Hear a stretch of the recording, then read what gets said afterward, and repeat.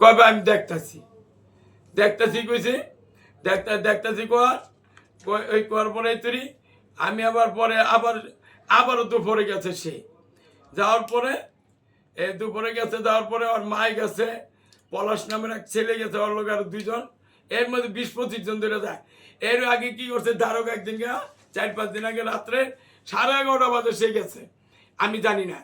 ওরা 25-30 জন লোক পোলা পাইলে ইলিয়া দারোগার লোকে গিয়ে আগে করছে দারোগার আমি ফোন দিলাম, দারোগা সাহেব আপনার বাইক গেছিলেন?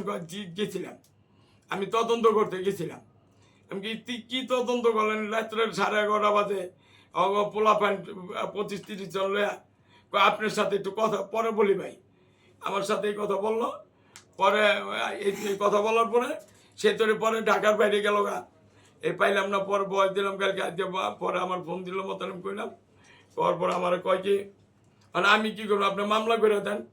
আমি মামলা কি মামলা করবো? মামলা করবো আপনার কাছে তো আপনি তদন্ত করে যেটা পাইবেন এটা নেন, আপনি ব্যবস্থা নেন। আমি সার্কেল সাহেবের লোক একটু যাই না আর দেখি কী করা যায়। এর মধ্যে এই কথা দারোগা সব বললো। দারোগা সব বলার পরে আমি করলাম কি এই পরে দুপুরবেলা যাবে দেখে তোর মা গেছে, ওরা সব অনেকেই গেছে। যাওয়ার পরে আমি দারোগারে ফোন দিলাম, দারোগা সব চেতে আছে গা, চেতে এলো। আমি বললাম কি বস আপনি চেতেন, ওরা তো যায় ডিস্টার্ব করতেছে, এই জন্য আপনি এই ফোন দিয়ে বিরক্ত করি। আর আপনার সব আপনি না জানান, আমার তো জানানোর দরকার, আমি তো বিপদ করে আপনার জানাইতেছি। আমরা কত আপনার একটা লয়ে থাকি, আপনি আমাকে কত কাজ কাম আছে না? এই কথাকে আমার লোকে খারাপ বিপ করলো। করার পর আমি বললাম ঠিক আছে, আল্লাহ ভরসা বাইকে যা আছে ওইগুলো দেখি কী করা যায়। এখন হইলাম এই পর্যায়ে আছে। এখন আমি টাকা না দিলে আমি ওর মা আবার এর মধ্যে ওর মা অগলক আগের তো আমার চিনা জানা আছে। ওর মা আমার একদিনকে ফোনে বলতেছে আপনি আসেন না কেন, আপনি আসেন না কেন? আমি আসবো, আপনারা যে পোলাপান যে সন্ত্রাসী মনে করেন যে কোনো মাইরে হলে জানেন, কয় মারবো কেন? আমি মারবো কেন? আপনার তো এই কাজের মানুষই, আমরা কি আপনাগুলো পারবো? আপনার একটা ঘটনা ঘরে এলাইবেন। ওর মা চুপচাপ শুনলো, শোনার পরে আর এটা রিপ্লাই দিল না। উদ্দেশ্য অনেক খারাপ, যে সময় আমি যদি যাই ওরা যে বাহিনী ঘুরে আর এই ধরনের কাজকামগুলি কারা করে, মাদকের ব্যবসা করে, এই চান্দাবাজ মান্দাবাজ যারা খারাপ পোলা পান হেরাই কিন্তু এই কাজগুলি করে। ভালো মানুষে কিন্তু ওই কাজগুলি মান সম্মানের চিন্তা করে খারাপ কামে যায় না।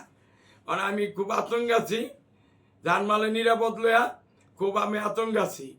এই বিষয়টা নিয়ে এসপি সাহেবের কাছে আবেদন করছি।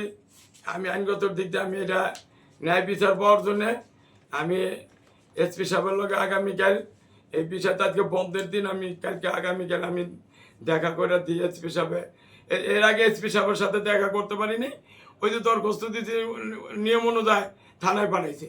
এসপি সাহেব ঢাকার দেশের বাইরে ছিল, কালকে আমি ফুলে জুতে আয়া থাকবে এসপি সাহেবের লোক একটু আলোচনা করে আমি বিষয়টা জানার মধ্যে আল্লাহ ভাগ্যে শুনতে কি আছে জানি না।